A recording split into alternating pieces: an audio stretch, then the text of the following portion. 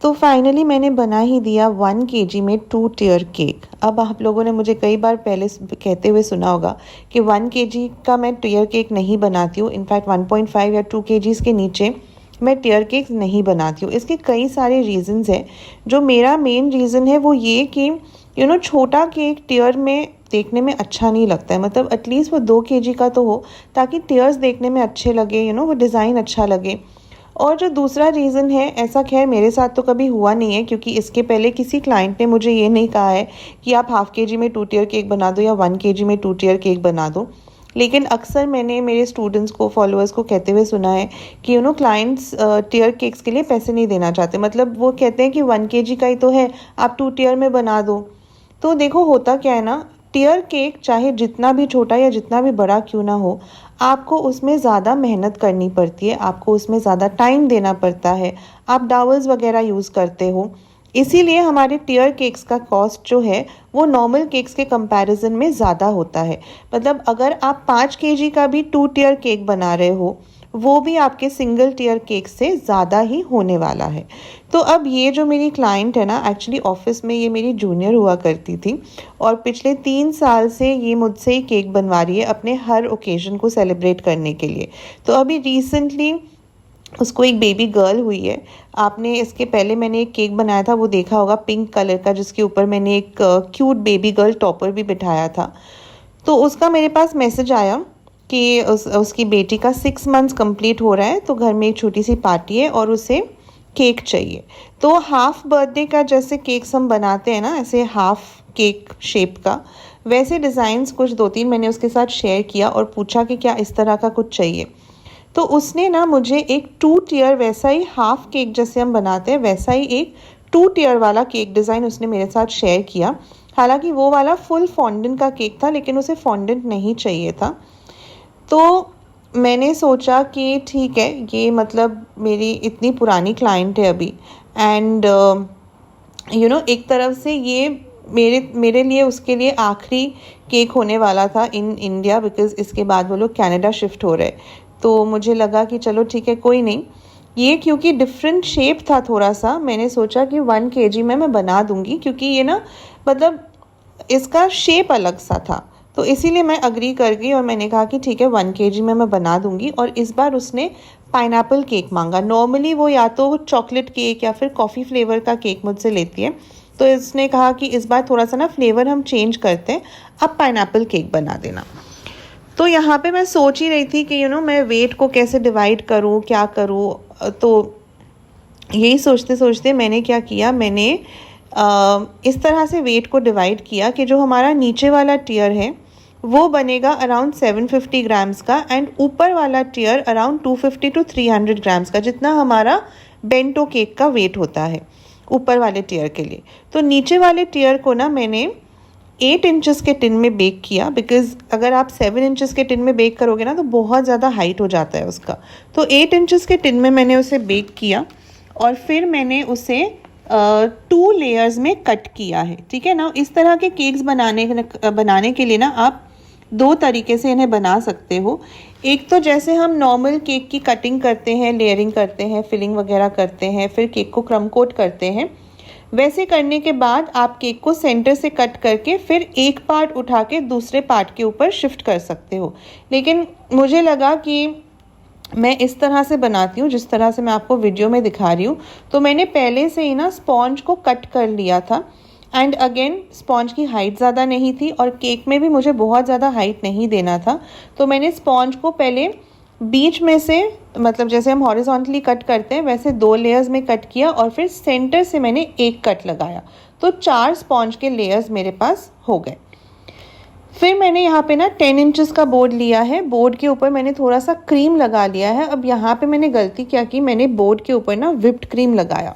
मेरे दिमाग में था कि मैं थोड़ा सा गनाश लगा दूँ ताकि केक हमारा स्टिक हो जाए अच्छे से बोर्ड के साथ, क्योंकि इस केक को ट्रैवल करके काफ़ी दूर जाना था। और उसमें भी हुआ गड़बड़ कि मेरा केक जो 45 मिनट्स में पहुंचने वाला था वो 1.5 घंटा लग गया उस केक को पहुंचने में। तो उसकी तो अलग ही स्टोरी है जो मैं बाद में बताऊंगी वीडियो में आगे जाके।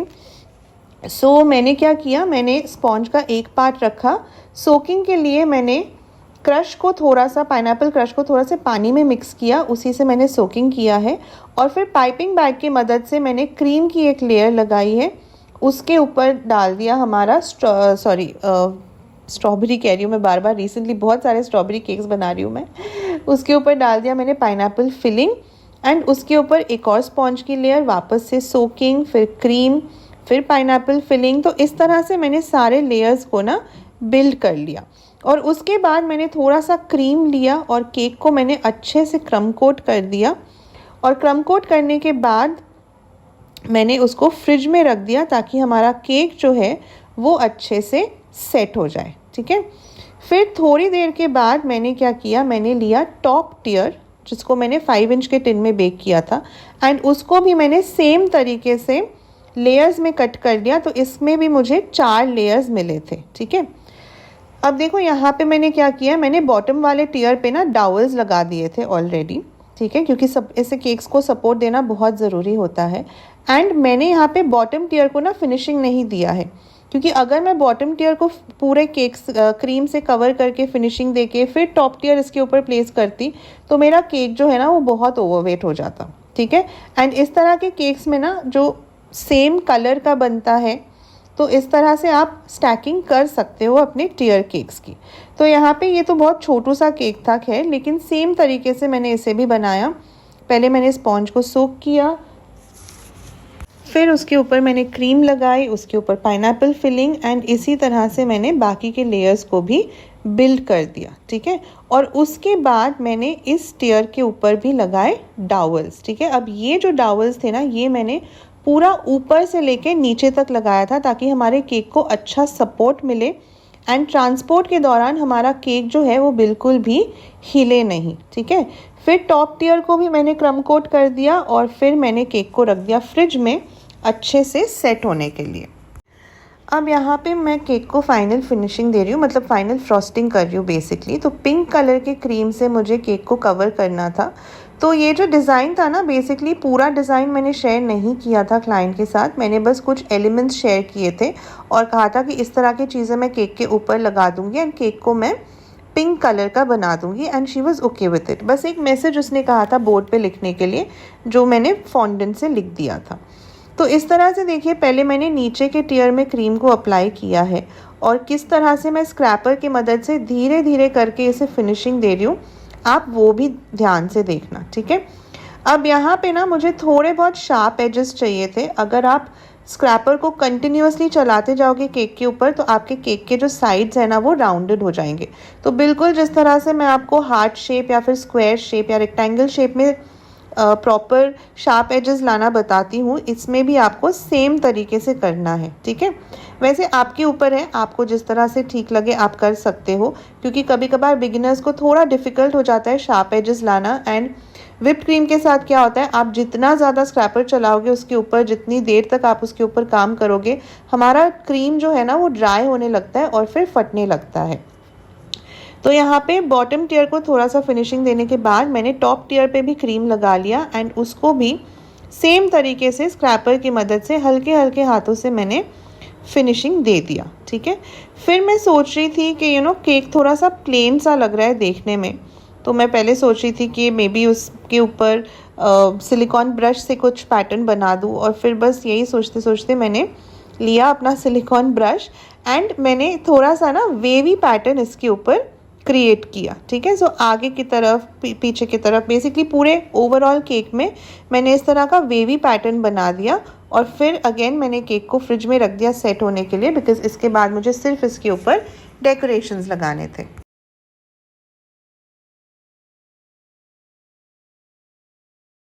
सो केक के ऊपर ना मुझे सारे एडिबल डेकोरेशंस लगाने थे, उसे कुछ भी नॉन एडिबल नहीं चाहिए था, बिकॉज उसने कहा था कि कुछ बच्चे होने वाले हैं पार्टी में एंड कभी कभार उन्हें आदत होती है बस वो कुछ भी उठा लेते हैं केक के ऊपर से एंड मुंह में डाल देते हैं। तो इसीलिए उसने कहा था कि आप जो भी डेकोरेशंस लगाओगे वो सारा एडिबल ही लगाना। तो मैंने ये कुछ फॉन्डेंट के स्टार्स, मून, इस तरह से कुछ कुछ चीज़ें उसके साथ शेयर किया था और तो उसे बहुत पसंद आया। तो उसने कहा कि हाँ आप इसी तरह से बना देना।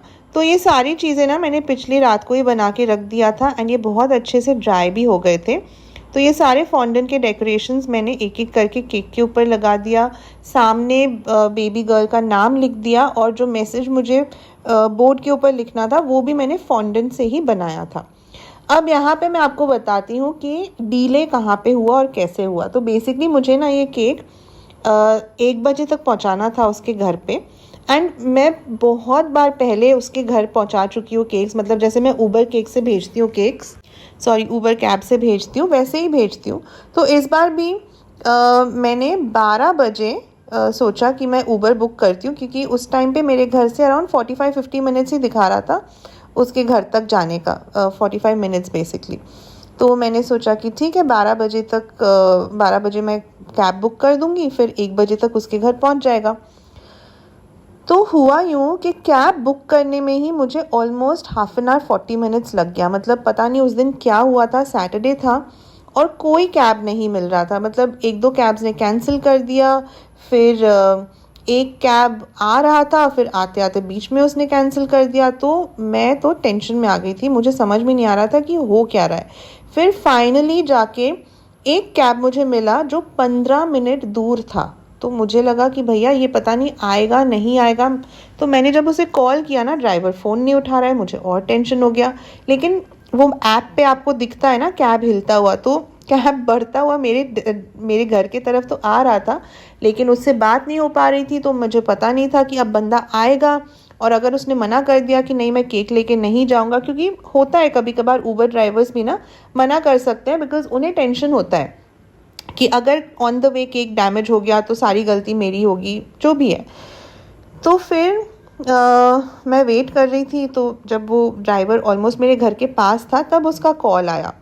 तो मैंने कहा उसको कि भैया मुझे केक भेजना है, आप लेके जाओगे क्या? तो उसने कहा कि हाँ ठीक है, मैं 5 मिनट में पहुंच रहा हूँ, मैं ले जाऊँगा।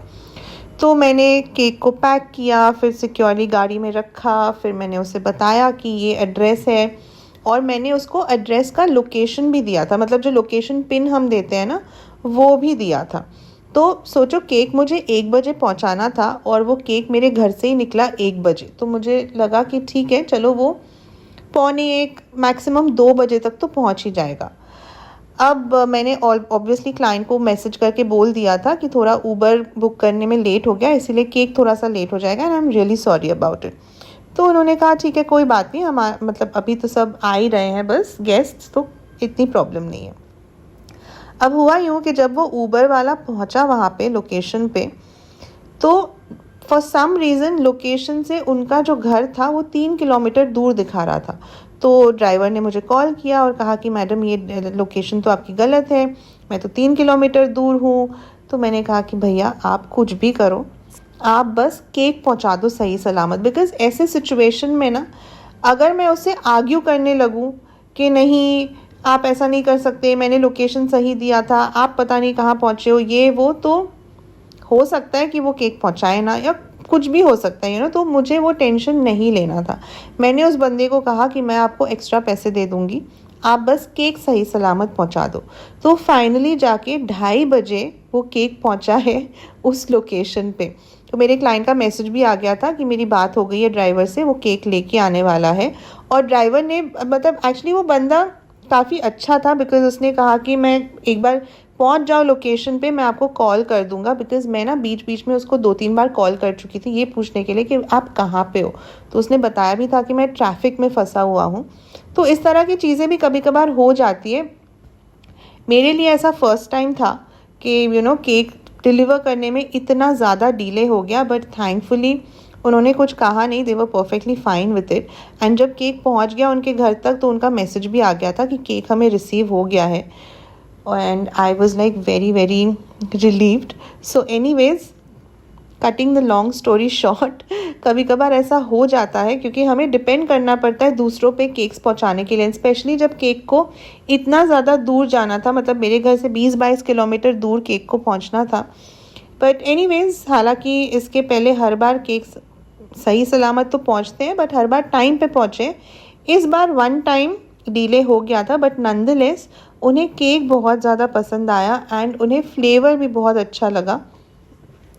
तो उसने कहा कि नेक्स्ट टाइम से मैं यही फ्लेवर ऑर्डर करूँगी whenever I am back in India next. और मुझे केक ऑर्डर करना पड़ेगा, मैं यही वाला फ्लेवर ऑर्डर करूँगी। पाइनएप्पल केक बहुत ही ज़्यादा अमेजिंग था। तो आप लोग बताइएगा कि आज का केक आप लोग को कैसा लगा। लाइक, शेयर एंड सब्सक्राइब करना मत भूलिएगा, ताकि मैं मोटिवेटेड रहूँ आप लोगों के लिए हर बार कुछ नया डिज़ाइन लाने के लिए। Thank you so much for watching.